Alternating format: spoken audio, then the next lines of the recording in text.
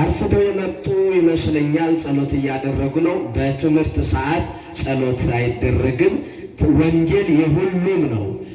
የማህበር ጸሎት አለ፣ የግል ጸሎት አለ። የግል ጸሎት ስናደርግ ለብቻችን ተደብቀን ነው።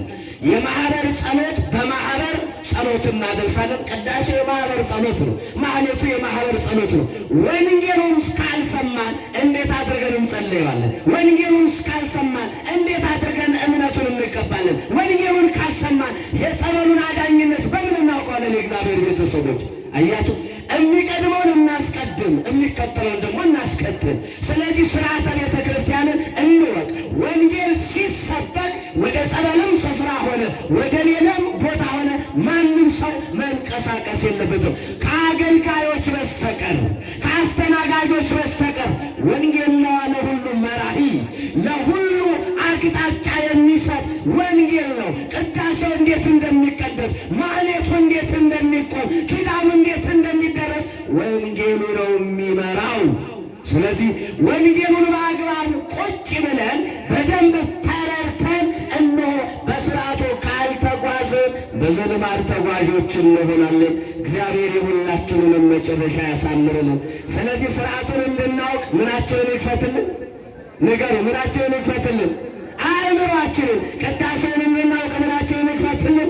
አእምሯችንን። ማህሌቱን እንድናውቅ ምናችንን ይክፈትልን? አእምሯችንን ይክፈትልን። እንዴት አድርገን መጸለይ እንዳለብን፣ እንዴት አድርገን መጾም እንዳለብን፣ እንዴት አድርገን ጸበሉን መጠመቅ እንዳለብን፣ እንዴት አድርገን እምነቱን መቀባት እንዳለብን ምናችንን ይግለጥልን? አእምሯችንን ይግለጥልን። አንድ ነገር በዚህ ነግሬያችሁ ልለፍ።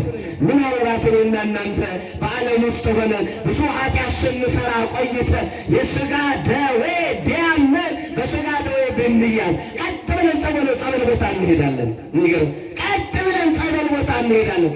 ወገኖቼ መጀመሪያ መታከም ያለባት ነፍሳችን ነች ወይንስ ሥጋችን? እግዚአብሔር ቤተሰቡ ንገሩ እንጂ ነፍሳችን እኮ ነው መታከም።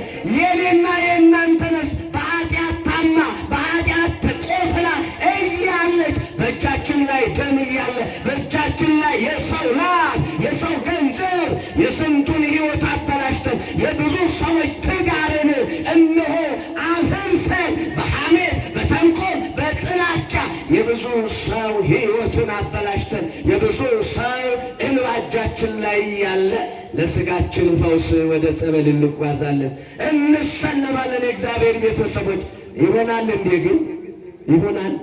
ብናውቅ ኖሮ የነፍሳችን ፈውስ ለሥጋችን የሚተርፍ ነበረ። ይኸውላችሁ እንዲህ ይላል በማርቆስ ወንጌል ምዕራፍ 11 ከቁጥር 25 ላይ ስትመለከቱ ለጸሎት በቆማችሁ ጊዜ እነሆ ወደ ቅዳሴ በሄዳችሁ ጊዜ በማንም ላይ አንዳች ቢኖራችሁ ይቅር በሉ።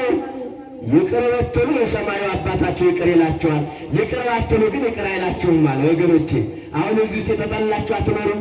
ቂም በቀል ውስጣችሁ ይዛችሁ እሷንማ ጊዜ ይስጠኝ ብላችሁ በሐሳብ የገደላችኋቸው በሐሳብ የጎዳችኋቸው የላችሁም? አንዳንዶቹ ደግሞ ስትጠየቁ አይ እኔ አይደለሁም የበደልኩት፣ እኔ አይደለሁም የሄድኩበት፣ እኔ አይደለሁም የሄድኩባት፣ እሷ ነች የመጣችብኝ፣ እሱ ነው የደረሰብኝ ትላላችሁ። ለመሆኑ ይቅር ለማን ነው የሚባለው? ኧረ ንገሩኝ፣ ይቅር ለማን ነው የሚባለው? ይቅር ለከሌ ነው እንደሚባለው? ለአባ ከሌ ነው እንደሚባለው? ይቅር ለማን ነው የሚባለው? ይቅር ለእግዚአብሔር። ለምንድን ነው ይቅር የምትሉት? ለምንድን ነው ይቅር የምትሉት? ንገሩኝ፣ ለምንድን ነው ይቅር የምትሉት? ነግሬያችሁ ለምንድን ነው ይቅር የምትሉት? የሰማዩ አባታችሁ ይቅር እንዲላችሁ ነገርኳችሁ እኮ። ይቅር ባትሉ ይቅር አልላችሁ፣ ይቅር ብትሉ ግን የሰማይ አባታችሁ ኃጢአታችሁን ይቅር ይላችኋል። እንዲህ እናንተስ ሁል ጊዜ የምትጸልዩት ጸሎት ላይ ትናገሩ የለ አባታችን ሆይ በሰማያት የምትኖር ስምህ ይቀደስ ብላችሁ ምንድን ነው መንግሥትህ ትምጣ ፈቃድህ በሰማይ እንደሆነች እንዲሁም በምድር ትሁን የዕለት እንጀራችንን ስጠን ብላችሁ በደላችንንም ይቅር በለን ካላችሁ በኋላ ምንድን ነው የምትሉት? እኛም ጮክ ብላችሁ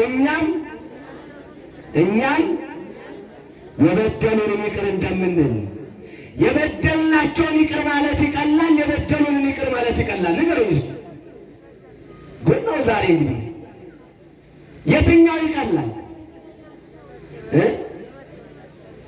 የበደልናቸውን ይቅር ማለት ይቀላል አይደል? ያስቀየምናቸውን የሰደብናቸውን በእውቀትም በስህተትም እነሆ የበደልናቸውን ሰዎች ይቅር ማለት ይቀላል። እሱማ ግዴታ ነው። ግን እኔና እናንተ ምን እያልን ነው የምንጸልየው? የበደሉንን፣ የገፉንን፣ ያስቀየሙንን፣ ያቆሰሉንን፣ ሀብታችንን፣ ንብረታችንን የወሰዱብንን ይቅር እንደምንል እኛ እኮ ብለናል። አሁን የቀረ የማን ፋንታ ነው እያልን ነው? ያንተ ፋንታ ነው። እኛ የሰደቡንን የሚያዋርዱንን ይቅር ብለናል። ከእኛ ያለውን ጨርሰናል። አሁን አንተ ጋር ያለውን ጨርስ ይቅር በለኝ እያልን ነው። እውነት ነው ወይ ነው? እውነት ነው ወይ? ግድ የላችሁ የተቆለፈውን ልባችሁን ክፈቱት። ይሄ የትም አያደርሳችሁም። ግድል እኔ ምን ላድርግ አንድ ጊዜ ከተቀየም እንዲህ ይለኛል አትበሉ።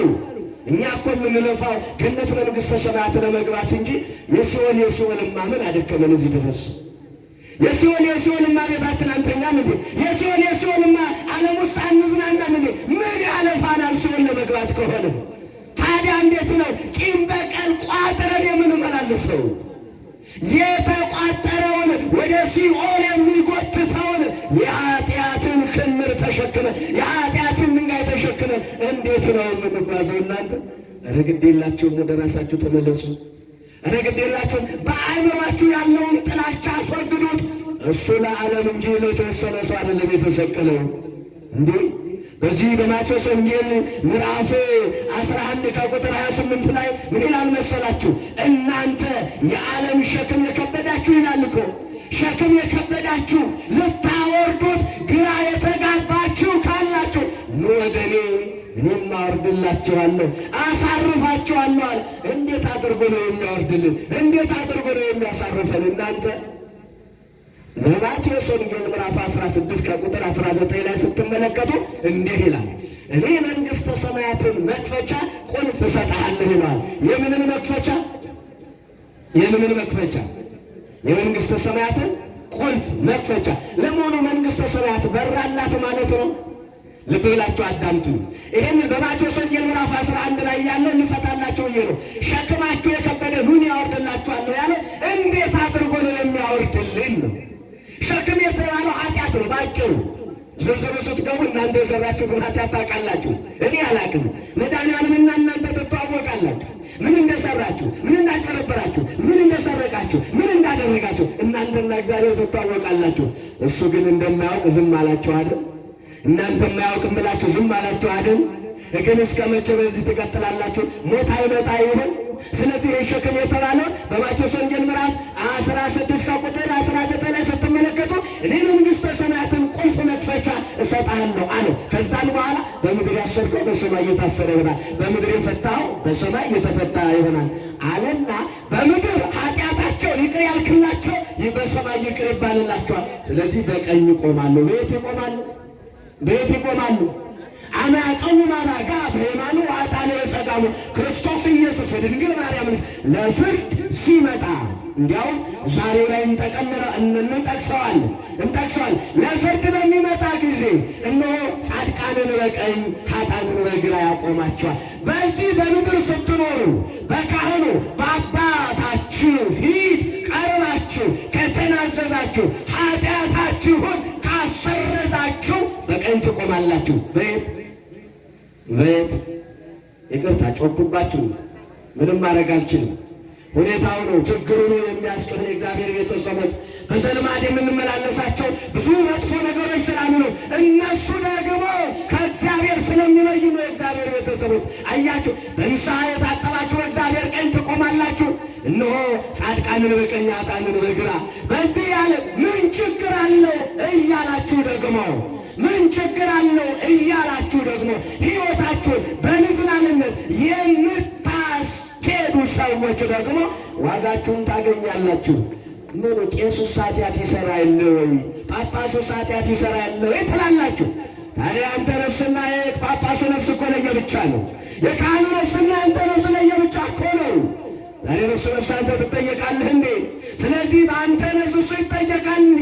ነገር ግን ካህናት አባቶች የሚጠብቋቸውን በጎች በአግባቡ ካልጠበቁ የበጉን ደም ከእጅ እፈልጋለሁ ይላል። አባቶች ልጆቻችሁን በደንብ አድርጋችሁ አስተምሩ።